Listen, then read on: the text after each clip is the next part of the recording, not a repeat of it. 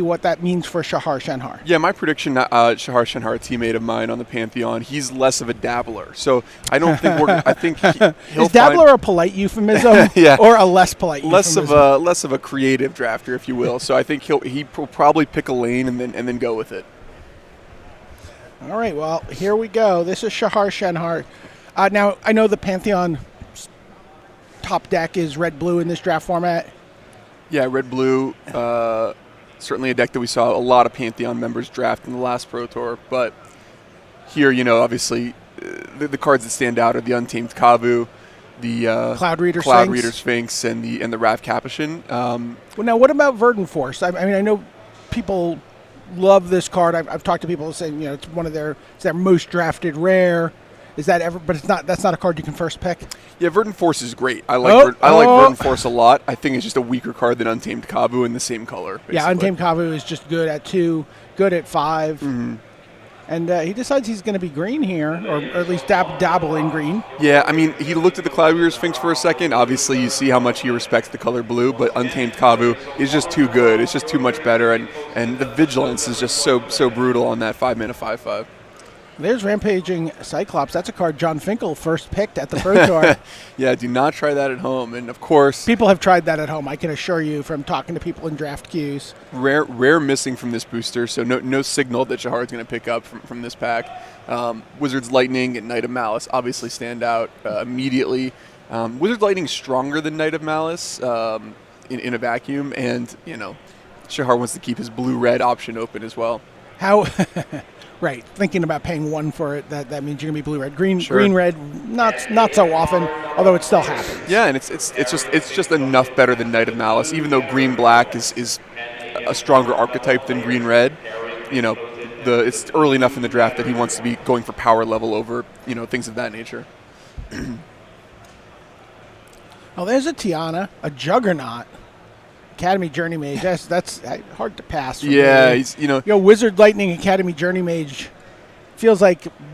I mean, can you say like wizards are open? 3 cards in. Right. Yeah. Maybe not really. I mean, there's obviously again the rare missing from this booster, so someone could easily have taken, for example, a rare and a Shivan Fire out of the booster. So you don't necessarily know that that those colors are open, but it's just the best card in the pack and happens to be in a strategy that I think Shahar values highly. Oh, if we get to see a blue-red Wizard deck, I'll be very happy. Yeah, and honestly, it's in blue-green, that card is fine in every archetype. It's just a good card. Oh, there's a Gitu Journey Mage. This is one of those inflection points in the draft, right? The best card in the booster is the Avamaya Safford, but we see Shahar not even considering it. Now that he thinks blue-red might be a possibility. I think one of the things with blue-red is that with the Pantheon is that we felt very comfortable with the pick orders for blue-red. Sure. So once you get into it that you can draft the deck on easy mode. It's interesting. John kind of said that he liked the Gitu Journey Mage more than the Academy Journey Mage when we were going through his draft. Wow. Yeah, the Gitu Journey Mage is really, really strong, and obviously if you get one of those aggressive decks with Lava Runners and Adelies, it can just be absolutely brutal. There's a mana accelerant in the 2/3 Vanilla Wizard. In the Tolarian Scholar. Yeah, that's like a mana rock. Yeah, and honestly, the booster doesn't have anything too spectacular. There's a Wild Onslaught and a Whisper, but obviously he's not gonna take the Whisper. Wow, interesting. That's a surprising pick to me. I also like the Radiant Flames. Sometimes you just need spells and burn in that Wizard deck. So to me, that was a misstep from Shahar. So Wild Onslaught is a card that for me might as well be a green-white or green-black-gold card.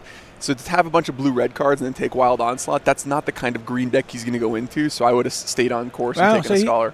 Something he's seen is making him definitely want to be looking at the green cards. He had the Swarm Spore up, but now is more conservatively staying with the Academy Drake.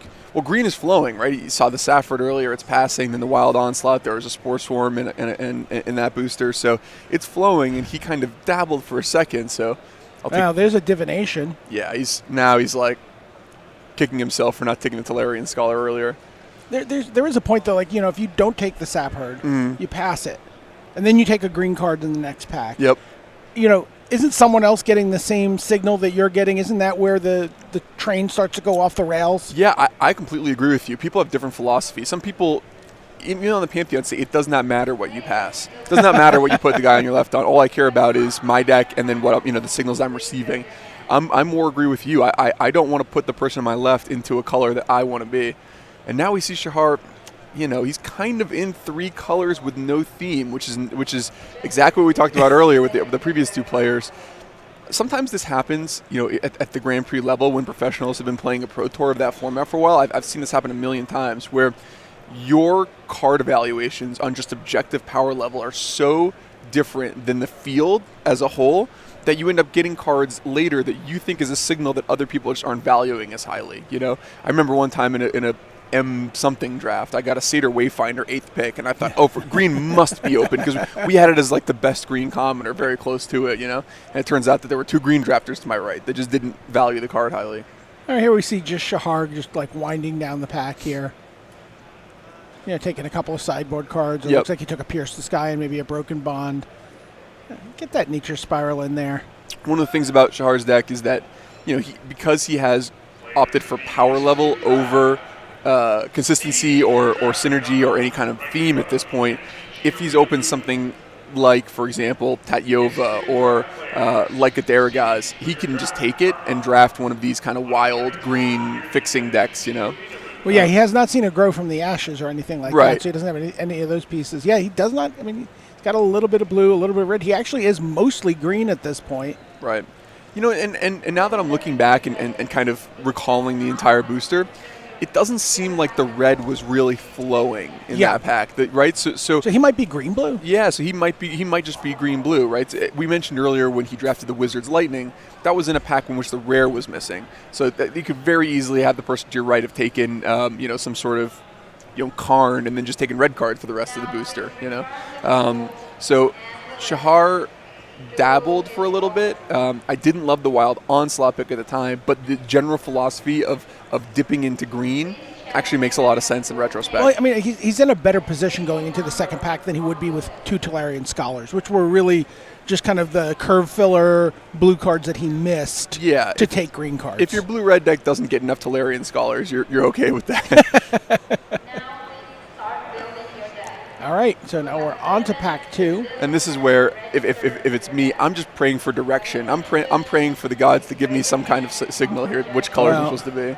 How about Halar the Fire Fletcher? Oh, my gosh. Oh, and a Shivan Fire. Right, and this is exactly what he didn't want to see, right? 2 cards? Yeah, where blue is a color that he wants to be. He's also looking at the Eldest Reborn. Again, if he's thinking he's going to be green, he's expecting, maybe a Grow from the Ashes, maybe something else that lets him splash like a dual land. Yep. To me, the Eldest Reborn is so strong, but now we're talking about a deck he didn't pick up any of the mana fixing yet. Doesn't even necessarily know that he's going to be green. It's defensible pick on power level alone, but it's extremely ambitious. He now needs many things to go right for this deck to come together. We are now 3 for 3 in 4-color drafters. Yes. So, and just to clarify, this was done simultaneously, so Shahar didn't know. He wasn't trying to follow. Right. Well, there's a Grow from the Ashes, so that card can do a lot of work for him here. Yeah, and nothing that really stands out as being I was promised not a dabbler at the beginning of this draft by you, Paul. I take it back. He dabbles. I said a lot of nice things about Shahar. I regret them all. Of course, a teammate of yours. Yes.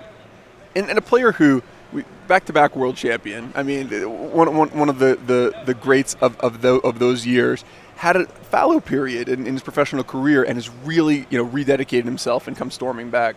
Yeah, he has a Pro Tour 9th place finish. Okay. In recent memory. There's a Fire Fist Adept, and there's still 2 Gitu Journey Mages wandering around the table. Yeah, this is the issue with dabbling. If you're blue-red, if you have those Wizards Scholars, so the Scholars from Pack 1, that Fire Fist Adept looks great. I think that Shahar has correctly identified that the ship has sailed on him drafting that blue-red Wizards deck. Is Llanowar Scout? That seems like a very... above slot pick for Llanowar Scout. Right, Llanowar. Oh, but there's a Saproling Migration now. Oh, and a Goblin Barrage.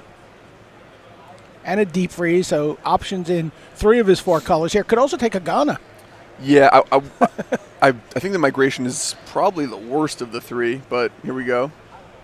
The reason why I don't like migration in this sort of deck is that he really wants to be doing removal, card draw, and nonsense, right? And sapling migration, making 2/1/1s really has no impact for him. He's not going to be able to abuse the saplings that well.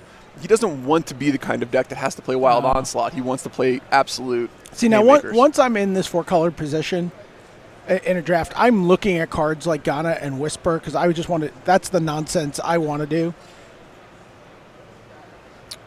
So I think I might have actually taken Ghana out of that pack and just committed myself. But now there's a Vodalian and an Arcanist.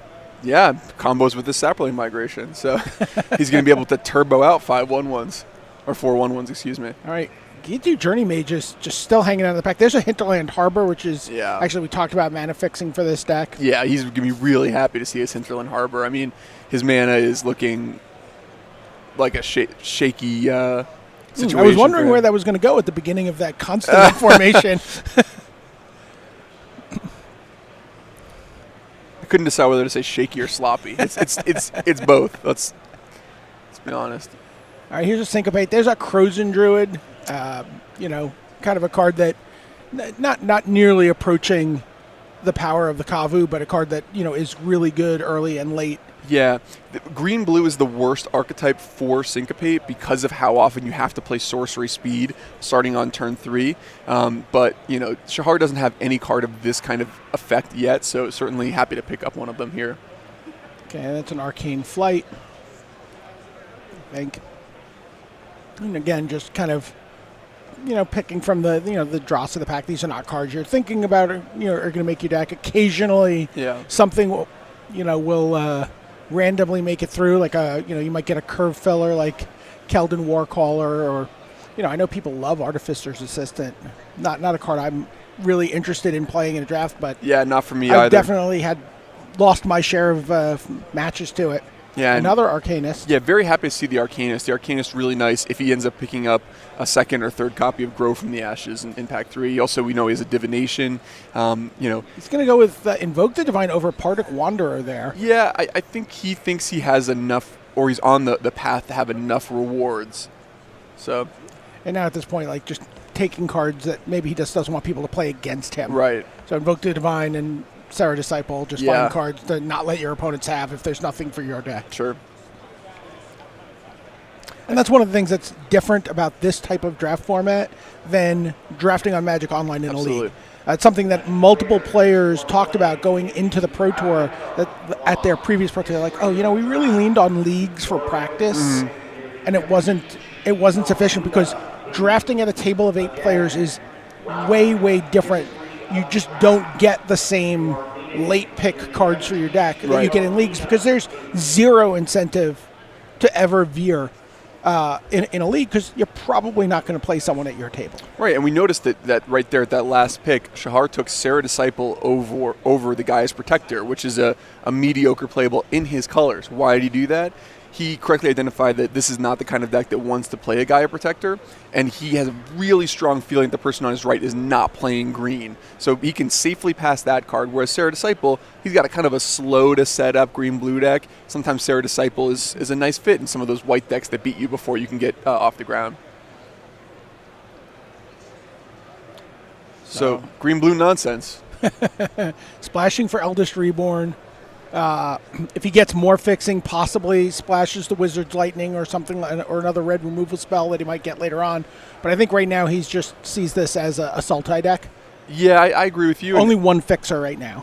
Totally agree. I think that he made the decision, first pick of that second booster, to take the Eldest Reborn over red.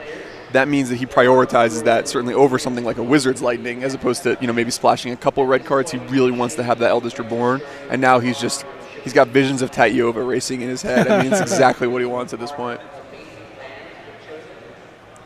I used to joke about people whenever you're drafting either blue or green, and you open Tatyova, you just move into it. Just move into Tatyova. It's just so strong. Wow. What was the Zahid? Oh, okay. Yeah, he'll be really happy to see that. Cloud Reader saying, oh man, there's a Skittering Surveyor, but Zahid is just so powerful. You see this? Elfheim, there's 3 cards he wants in this pack right there at the back. What was his artifact count like for Zahid? Not a lot. Not a lot, but still good at 6 mana. It's just so brutal. Mahamudi Jin still getting it done. I thought it wouldn't be as good as it was when I saw it printed. I thought, there's so much removal in this format, but turns out a lot of it doesn't deal with a 5/6 flyer. I was just going to say the toughness on that card is really hard to deal with. This is a card we could very well see. Right, Mahamudi Jin is an alpha. I don't know. Or is it Arabians? I don't know the answer to that question. We'll have to see if Luis can pull it. Oh my God! Tatiova, Benthic Druid. This is a... And if he takes a Sapperling Migration, Paul might flip this table. I'm just telling you. I'll leave the table completely where it is. I just won't be here anymore. This is something that you wouldn't even dare to ask for something this good to happen to you in a booster draft. Wow. That is... I was like, okay, it would be pretty sweet if he opened it. And he didn't. It's like, okay. There is a reason they call him Lucky Shahar. This is a card, basically the top uncommon, right? It's so good. I don't know if it's the single best uncommon, but it's certainly the uncommon that pulls the game away is, the quickest. It is an absolutely brutal card to beat. And there is a very solid Baloth Gorger. Yep, Baloth Gorger. One of the cards that I think is really emblematic of why people enjoy Dominaria so much, because it fills such different functions in all the different archetypes, has a perfectly fine base power level. In your green-red deck, you're beating down with it and use the kicker sometimes. In green-blue, it's a great way to mitigate flood. It kind of does different things in different decks. In green-black, it's not even that good because you have plenty of things like Thallid Omnivores that replace it. But here in this green-blue deck, it does exactly what Shahar wants. Yeah, he has 4 cards that are really going to help him mitigate flood right now. Mm-hmm. He's got the Migration, he's got the Gorger, he's got the Kavu, and he's got the Academy Drake. And now he's looking at a Wizard's Retort. Yeah, the only temptation other than that would be the Soul Salvage. Just increases the ability to win late games. A second divination, you mean? Right, exactly. But Wizard's Retort is pretty strong. He has a good number of wizards with the Academy Journey Mage and 2 copies of Vidalian Arcanist. So Wizard Retort, the rich man's syncopate, I like to call it. How many Arcanists can you play? Oh, there's divination. I think that's going to be where he goes. Or what's the debate? What's the weight of memory versus divination discussion? Divination is just so much stronger because the fact that it lets you hit those 4th and 5th land drops. But by turn 5, you really need to be impacting the board more significantly than drawing cards. So, I'll play a weight of memory, especially in decks with lots of these Vidalian Arcanists. But divination is just too good. The one thing I think Shahar might be kicking himself for in this draft is not having picked up a single copy of Llanowar Scout so far. That's something that with Tatiova and with all this card drawing, especially in games with he has one Llanowar Scout. Yeah, he took it really early, remember? I see. I thought he took the land. I thought he took the green Memorial. No, he didn't. No, he took Llanowar Scout. Got it. Okay. My mistake. There is another Arcanist. He's got the 3 toughness for 2 mana pretty well covered in this draft. Yeah, do not try to get a Dauntless Bodyguard through Shahar Shenhar's deck. Wow, there's another Llanowar Elves. Yeah, very nice pickup for Shahar here. Definitely correctly identified green. Yes. Right? He had that, you talked about that inflection point in pack 1 where he's like, okay, am I blue-red? Am I green-red? What am I doing? And he's like, I think I want to be green and I want to make that investment right here. And it came at a low cost. He would have taken a Tolarian Scholar over it. Absolutely. Although, I think Rampaging Cyclops. First pack Rampaging Cyclops still going around the table? What is happening here? I guess these people did not watch Johnny Magic, watch Booster Draft. I think the way the packs broke for Shahar, basically he couldn't go wrong. I think his blue-red deck would have been excellent also, right? There was a Shivan Fire he didn't take, a Fire Fist Adept that he didn't take. Right. Oh, yeah, no, the blue-red deck is quite good. I was definitely pouring out a little of my Starbucks iced coffee for it. So I love the situation that he's in. He's got a really nice version of this green-blue splash deck. Tatyova's insane. Let me ask you about Howling Golem. Yeah. How often does it make your deck? It's a card that has come up in evaluation for me. So when I initially saw it, Thorn Elemental, super late, and that's a great finisher for a deck like this. Yeah, Thorn Elemental is something that could end up making his deck for sure.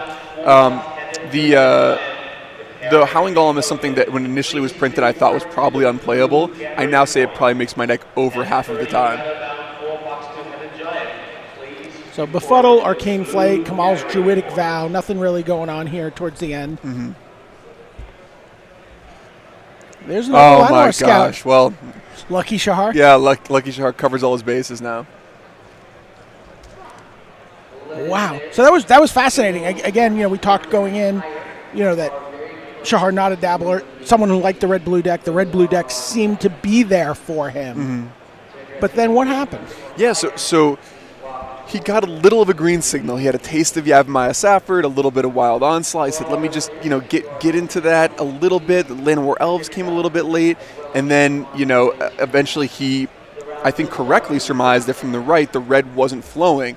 That Wizard's Lightning was taken out of a booster where the rare was missing, so he did not read it as a signal and correctly identified that red was not coming from the right. I think the packs broke really well for Shahar, and his deck is consistent, powerful, good curve, bombs, everything he wants. Got past to Tatiova. Yeah. Can't wait to see him play this deck. We're going to get a chance to watch them, some of these players that we've seen draft in action after these messages.